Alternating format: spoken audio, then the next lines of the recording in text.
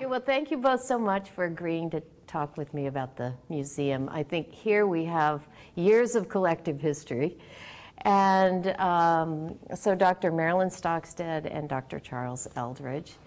And Marilyn, can you remind me when you were director of the museum? Back in the early 60s.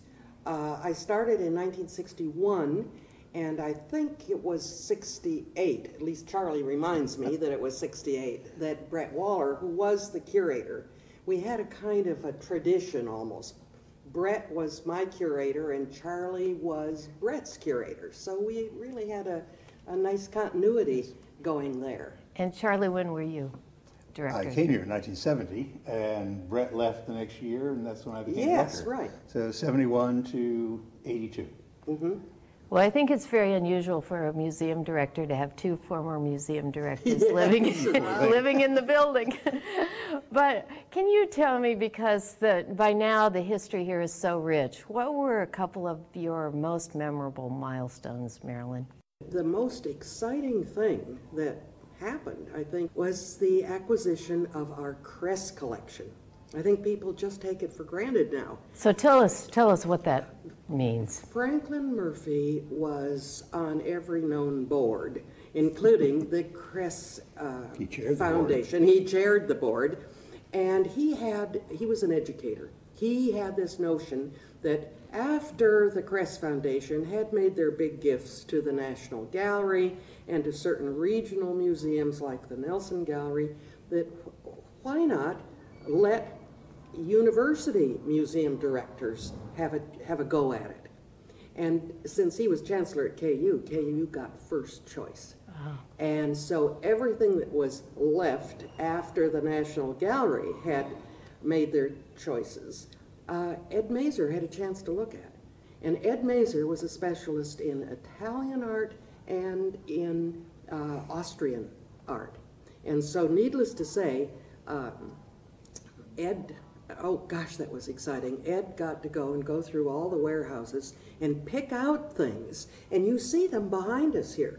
We would never, ever have had the funds or anything else to get early Italian art, 14th and 15th century.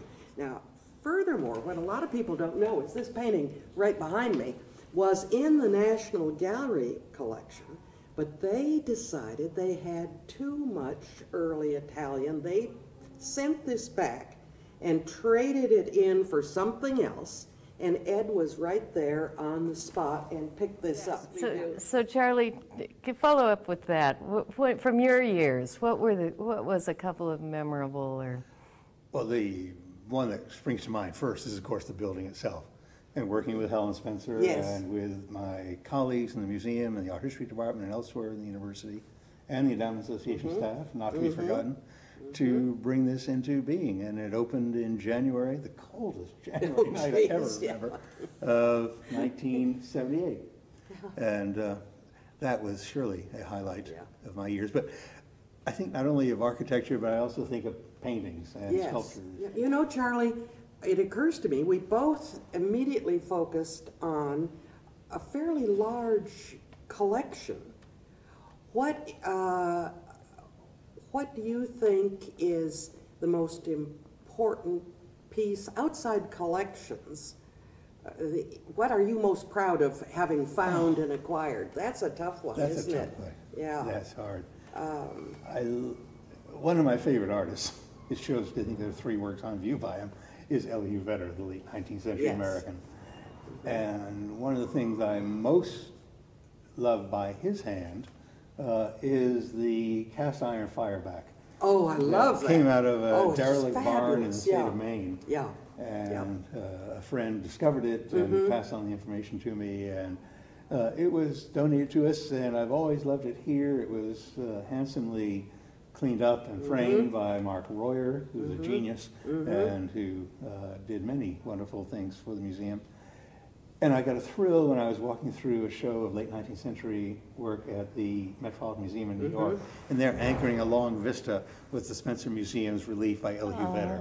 I'm also mindful, now you're thinking about folk art, of that wonderful quilt from the 1840s with the Adam and Eve in the garden. It's the most intricate, detailed piece of textile art I've seen yes. anywhere. And given the quilt collection here, it added literally a new dimension, three-dimensional.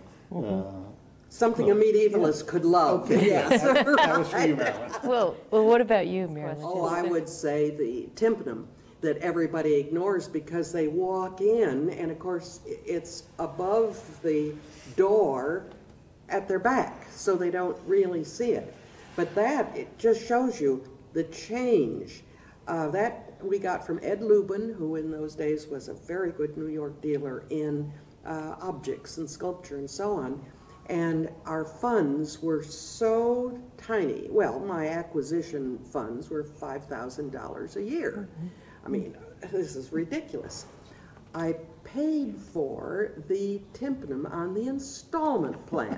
I got Ed to agree to make a donation of part of the money, and then I paid for it over 3 years.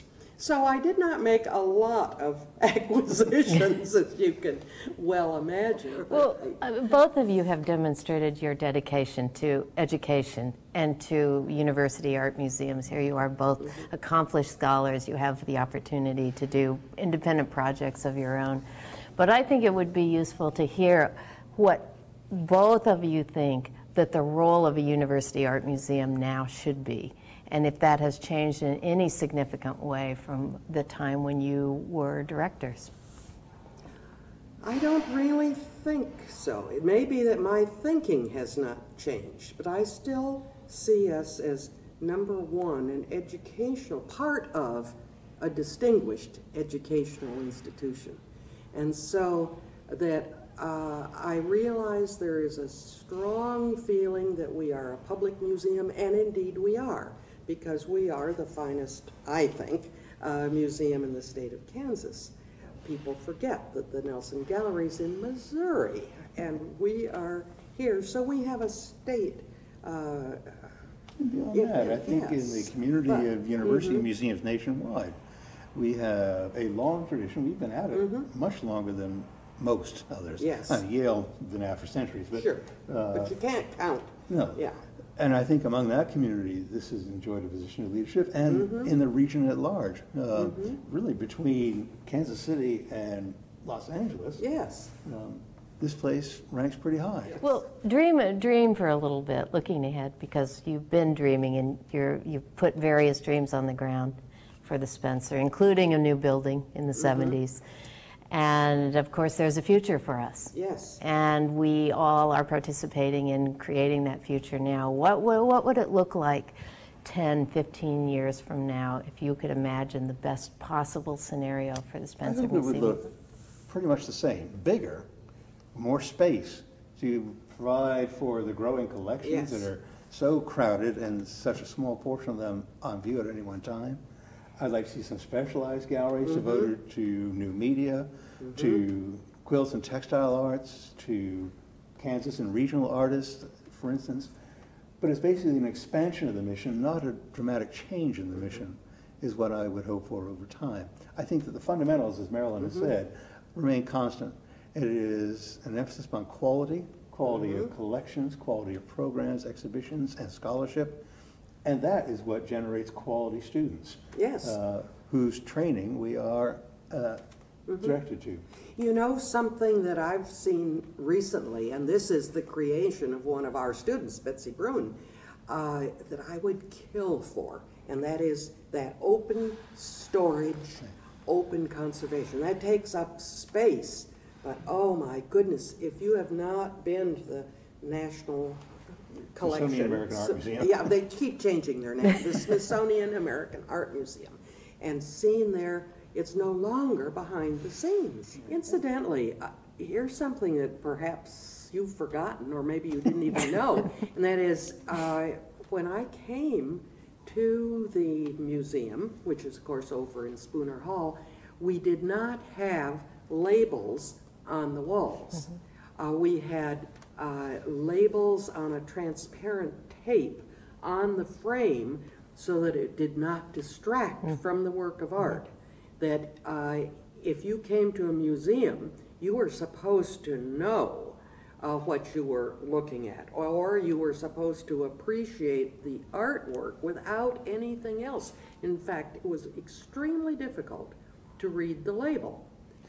Opposite. And I have a way to take all the labels down. Yes, it would let people be. have a visual experience. Yes. We did that at the Renwick Gallery because some of the things were skied and couldn't be Yes. labeled. My staff wouldn't let me do it at the Yes. but Yeah. that would be my ideal museum, just a place for looking. Well, I found it very interesting since I came to the Spencer that when I want to try out a new idea, it's quite often the two of you will say, "Oh, go ahead, give it a try." Of course. And I think there's an experimental quality to the way you have You've got both to let people approached. fail. How else do they Yeah. learn? I've learned much more from Oh, my Lord, many yes. mistakes than I ever Oh, did my from small goodness. successes. Yes, yes. When you have a success, you just hop along quickly to the next idea. You don't sit there. And I would suggest that that's also a role of a university art Yes. museum, is to be There able has to be experiment. Tolerance for that. Yes. And it's part of the culture of a healthy university. Yes. Okay.